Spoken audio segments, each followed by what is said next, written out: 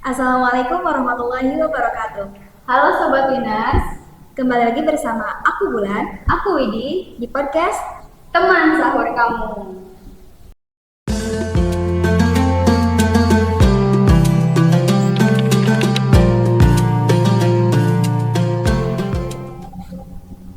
Bul, kamu lagi apa sih? Kok sibuk banget?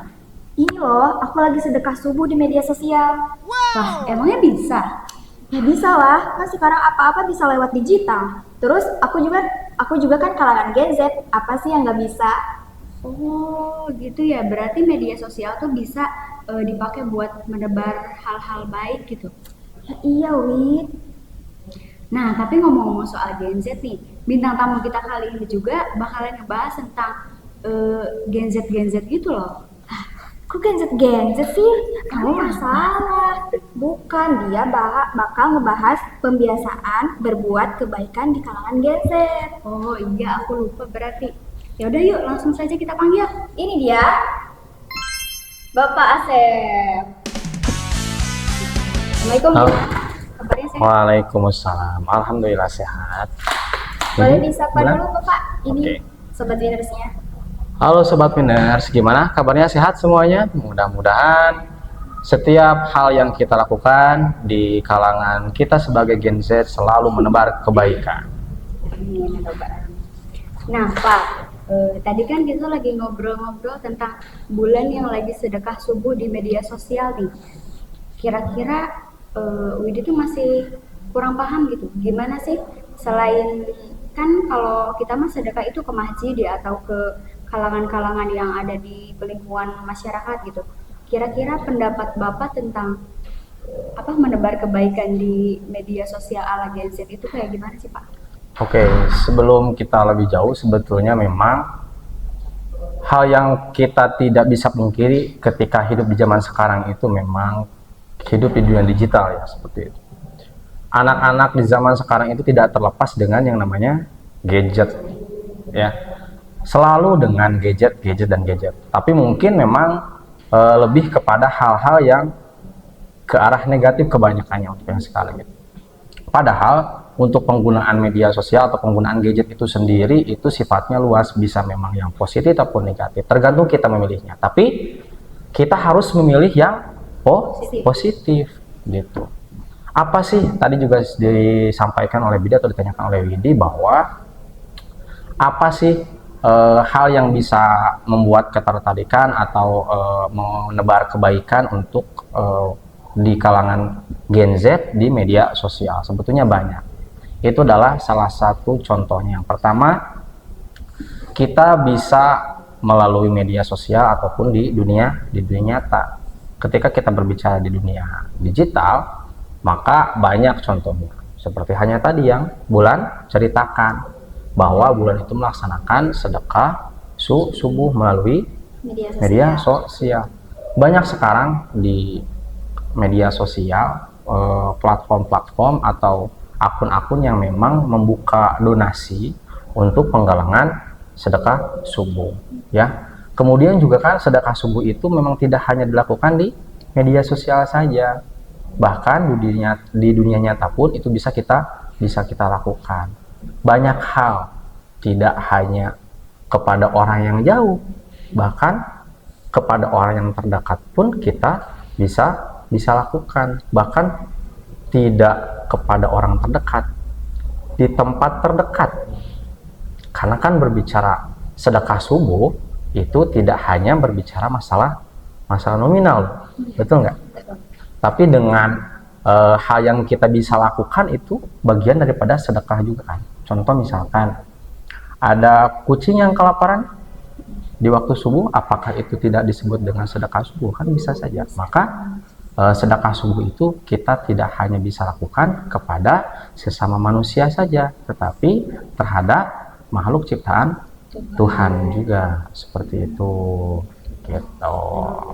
Ya juga sih Pak, Bulan juga pernah dengar ya kalau misalkan sedekah subuh bisa misalkan kita ngambil nasi atau makanan manis gitu, dikasih sama semut gitu di bisa itu. pinggir-pinggir rumah gitu supaya bisa dimakan gitu. Betul, memang tadi yang betul yang disampaikan oleh Bulan, ketika berbicara sedekah subuh itu ya, tidak hanya kepada sesama manusia intinya, bisa ke hewan, bisa ke tumbuhan, bisa ke tempat terdekat. Contoh misalkan kita melaksanakan sholat subuh di musola, ya kita mengisi kenceleng, ibaratnya begitu ya, kenceleng berapapun itu nominalnya, ya itu bisa gitu. Berarti Gen Z juga bisa disebut akrab dengan teknologi ya Pak? Betul sekali, teknologi sangat kita tidak bisa pungkiri ya. Kemudian kita nih sekarang lagi ada di acara podcast, betul kan? Nah, itu adalah salah satu kegiatan menebar kebaikan ala Gen Z. Ya, betul nggak? Betul.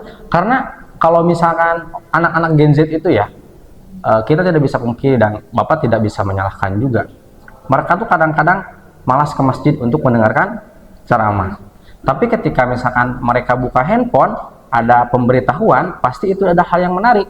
Dan itu tanpa bisa dipungkiri pun, tiba-tiba ada melewat dan sedikit pun, itu entah itu berapa detik, menit, jam. Tapi kan memang rata-rata kebanyakan itu anak-anak Gen Z tidak suka yang terlalu banyak. Makanya untuk kalangan-kalangan Gen Z mungkin lebih kepada poin penting yang bisa mereka dapatkan, awalannya menarik, yaitu bisa dilihat oleh mereka. Ngomong-ngomong soal Gen Z nih Pak, kan ada tuh di sosial media yang suka berbagi gitu, tapi Ya. di-upload gitu. Kira-kira itu tanggapan Bapak bagaimana? Kalau tanggapan Bapak sendiri itu adalah salah satu bentuk kebaikan juga. Bukan dalam artian dia tersebut ya. Lihat dulu niatnya itu untuk apa. Kalau misalkan memang dipandang dari niatnya itu adalah untuk memberikan motivasi kepada orang lain bahwa sekecil apapun kebaikan yang mereka lakukan, maka kenapa orang lain tidak bisa melakukan? Begitu. Jadi ketika bisa dikatakan anak-anak Gen Z nih misalkan melakukan sebuah kebaikan tapi di-upload di media sosial, itu adalah sebuah bentuk informasi kepada orang lain atau motivasi kepada orang lain bahwa orang lain pun atau mereka pun bisa melakukan hal yang sama, atau ajakan ayo kita sama-sama berbuat kebaikan. Ya mungkin itu adalah salah satu bentuk edukasi yang dia lakukan melalui media sosial. Kita tidak boleh berpandang buruk bahwa orang-orang yang selalu upload di media sosial hanya untuk ria semata, tapi bisa jadi memang niat mereka untuk memberikan informasi atau edukasi bahwa ayo loh kita sama-sama atau bareng-bareng berbuat kebaikan seperti itu. Berarti tapi kan banyak orang katanya yang sering diartikan itu tuh ria, padahal maksud dari untuk sedekah di media sosial itu tuh bisa jadi untuk memotivasi kalangan Betul. yang lain ya Pak? Betul sekali. Kita intinya tidak boleh berpandangan buruk terhadap orang. Bahkan ketika kita berpandangan buruk terhadap orang, maka itulah yang dibenci oleh Allah. Lebih baik kita menanggapinya dengan hal yang positif. Oh, orang lain memberikan informasi seperti itu di media sosial, ya mungkin itulah bentuk sebuah ajakan dari mereka kepada kita bahwa kita harus sama-sama menebar kebaikan. Gitu. Dan hal tersebut bahkan bisa ditiru ya untuk yang melihatnya gitu, supaya bisa melakukan hal yang sama gitu. Jadi kalau misalkan itu mah kembali lagi ke niat ya Pak. Betul. Kalau mau, kan segala sesuatu tergantung sama niatnya gitu. Betul. Nah Pak, ngomong-ngomong soal Gen Z nih, ada gak sih dampak gitu kan, berdampak gitu kan kalau misalkan hal-hal sekecil apapun itu, dampak positifnya ketika Gen Z melakukan hal-hal kebaikan itu apa sih? Dampak positifnya ketika Gen Z berbuat kebaikan. Sebetulnya ketika berbicara dampak, itu pasti ada saja yang namanya dampak positif dan dampak negatif. Ya, apapun itu ketika berbuat kebaikan. Nah, ketika berbicara dampak ala Gen Z melaksanakan sebuah kebaikan itu bagaimana? Yang positifnya sudah jelas ya, pasti mendapatkan pahala. Bahkan kan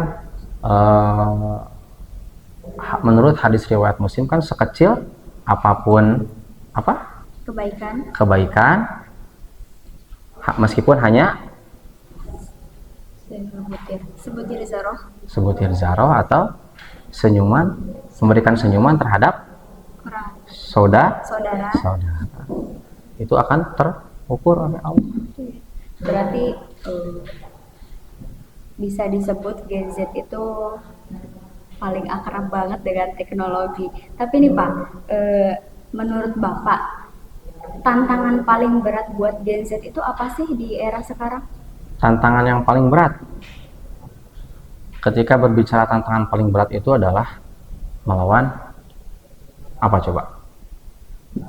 Lawan Melawan keinginan atau hasratnya dia sendiri. Di kalangan sekarang, penggunaan media sosial atau penggunaan gadget yang mereka lakukan setiap hari tanpa adanya controlling dari dianya sendiri, maka itu akan menjatuhkan dirinya sendiri. Penggunaan gadget atau media sosial, contoh misalkan ketika niatnya atau hatinya atau orangnya tidak bisa mengontrol, seperti hanya contoh tadi Bulan. Kalau Bulan kan misalkan penggunaan media sosial atau gadgetnya itu untuk melaksanakan sedekah subuh misalkan. Tapi juga banyak yang kalangan anak-anak Gen Z yang ketika subuh berkumandang bukan malah sedekah subuh kayak Bulan nih misalkan, tapi malah main game atau malah apalagi malah TikTokan atau misalkan scroll TikTok. Mana scroll TikToknya misalkan yang negatif misalkan, itu kan malah berdampak buruk terhadap dirinya sendiri. Atau nonton video-video yang tidak sepatutnya dia tonton, atau misalkan penggunaan gadget yang berlebihan tanpa melihat dari kebutuhannya misalkan, itu kan akan berpengaruh buruk terhadap dirinya sendiri, ya kan? Kalau misalkan kita menggunakan gadget atau media sosial sesuai dengan kebutuhan kita, dengan niat kita, ya pasti akan terkontrol dengan baik, tidak akan terjerumus itu ke arah-arah yang negatif seperti itu kan. Tapi nih Pak, tadi kan kalau misalkan nih kan tadi dampak negatifnya ya, misalkan cara mengatasi agar kita itu enggak kayak mengatur waktu gitu, bisa mengatur waktu agar tidak kebablasan atau gimana lah, scrolling IG atau TikTok yang berlebihan gitu Pak. Oke. Cara mengatur waktu penggunaan media sosial ataupun gadget di kalangan Gen Z sebetulnya itu dikembalikan lagi kepada orangnya. Tapi yang sering biasa Bapak lakukan itu adalah misalkan di jadwal, kan tidak mungkin dong kita 24 jam menggunakan gadget, ya kan? Ada waktunya kita belajar, ada waktunya kita sholat, ada waktunya kita membantu orang tua, ya kan? Cuma mungkin tantangannya itu tadi, kalau di kalangan Gen Z itu ketika membantu orang tua, kemudian juga belajar dengan baik di kelas misalkan ya, itu memang sangat sulit. Bahkan memang banyak juga ketika di kelas guru mengajar malah siswanya menggunakan gadget. Itu kan dia tidak tahu waktu. Bagaimana cara mengatasinya? Ya dari dirinya sendiri. Ketika dirinya sendiri saja tidak bisa mengontrol hal itu, maka sampai kapanpun orang lain mau menegur selama apapun, setegas apapun, kalau dari dirinya sendiri saja tidak terbangun, susah. Berarti bisa dikatakan kembali lagi ke diri sendiri gitu ya, gimana niatnya dia sendiri. Betul. Nah kemudian ada lagi nih ya, untuk menebar kebaikan ala Gen Z itu selain dari tadi yang di media sosial, yaitu adalah menjadi pendengar dan teman yang baik. Anak-anak Gen Z itu terkenal dengan anak-anak yang sering nongkrong ya. Mungkin Sobat Winners juga banyak ya, entah itu nongkrongnya di depan warung atau misalkan di manakah, atau di tempat main game kah ya, itu banyak, betul tidak? Nah tapi tempat itu apakah menjadi tempat yang menjadi hal yang positif atau tidak? Dan bahkan di tempat yang memang kita sering nongkrong, kita malah sering terjadi saling ngomongin orang, malah menjadi orang yang toksik misalkan, atau misalkan orangnya diejek, ya kan, saling mengejek. Untuk anak-anak sekarang kan tidak terlepas dari anak-anak yang sering mengejeknya. Itu adalah hal-hal yang sebetulnya harus dijauhi, karena hal yang paling sederhana itu adalah menjadi pendengar yang baik, karena itu akan berpengaruh terhadap orang yang kita dengarkan ceritanya. Itu adalah hal yang positif, kebaikan juga itu ya, meskipun kita hanya sekedar mendengarkan. Jangan malah kita di depannya kita mendengarkan, tapi di belakangnya malah kita membicarakan, ya kan? Nah, itu ya pesan yang paling sangat harus digarisbawahi oleh anak-anak Gen Z sekarang. Nah, Pak, tadi kan ngomong-ngomong tentang saling mengejek ya. Kan sekarang tuh viral banget tentang mental Gen Z yang katanya lemah gitu. Senggol sedikit nangis atau gimana gitu. Gimana sih pandangan Bapak tentang hal itu? Itu adalah hal yang menarik sebetulnya, yang menjadi garis bawah dari Bapak sendiri. Karena kenapa? Kebetulan kan Bapak memang di SMK Bidana Center itu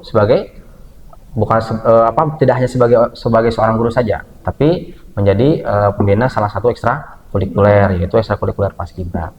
Nah, senggol dikit nangis, itu adalah orang-orang atau anak-anak yang memang di sekolahnya tidak terlalu banyak kegiatan, menurut Bapak ya. Tidak terbangun mental yang baik, atau terlalu banyak menyendiri, entah itu menyendiri benar-benar sendiri di kamar, atau misalkan hanya berdua dengan gadgetnya saja, jadi tidak bisa membaur dengan yang lain. Biasanya mental-mental yang seperti itu adalah orang-orang yang sering menyendiri, tidak punya teman banyak, entah itu dianya tidak mempunyai teman atau orang lain menjauhi. Karena kan ketika orang lain tidak punya teman itu bukan dalam artian dia tidak mau dianya tidak punya teman, bahkan bisa saja si orang tersebut yang memang tidak mau berteman, tidak mau dekat dengan orang, karena dia dengan asiknya dengan dunianya sendiri. Ya mungkin itulah di kalangan Gen Z sekarang tuh, ketika misalkan kita tidak bisa lepas dari handphone tuh takutnya seperti itu. Kan memang sekarang itu lagi banyak-banyaknya kan yang lagi viral di media sosial bahwa anak kecil yang terlalu lama bermain gadget ya, itu malah membentak orang tua, terus kemudian disuruh sama orang tua juga malah diam aja, dipanggil pun di dekat kupingnya itu malah diam karena keasikan main gadget. Mungkin itu sih. Berarti bisa dikatakan organisasi di sekolah itu penting ya Pak buat ngebangun mental sang anak. Betul, sangat amat penting. Apalagi kan di SMK, di sekolah kita tercinta ini banyak sekali ekstrakurikuler yang bisa diikuti oleh seluruh kalangan siswa, dan itu harus menjadi sebuah wadah anak-anak SMK Bidana Center Sumedang di sekolah agar tidak sekolah pulang. Nah, oke. Gitu. Nah Pak, dari materi yang Bapak sampaikan tadi, kira-kira kesimpulan buat para Gen Z yang ada di rumah kira-kira apa nih Pak? Oke, untuk kesimpulan yang Bapak sampaikan itu adalah ketika kita bermain gadget atau bermain di media sosial atau hidup di media sosial atau hidup di media zaman sekarang di era modern ya, jangan selalu fokus terhadap satu arah. Kita harus bisa mengontrol diri, kita harus tetap menebar kebaikan meskipun hanya di media sosial. Jangan pernah memandang media sosial atau gadget itu menjadi hal yang negatif. Tapi tergantung kita dari pemakaiannya seperti apa agar kita tidak terjebak dan kita tetap bisa menebar kebaikan meskipun itu di media sosial. Saking keasikan sharing tadi, bentar lagi udah mau imsak nih. Oh iya ya, nggak kerasa. Padahal Iya. baru sebentar gitu. Betul, nggak kerasa banget ya. Nah Winners, mungkin sekian episode kali ini bersama aku Widi, Aku Bulan. Dan Pak Chef Indung Purnama. jangan lupa sahur bersama Teman sahur kamu.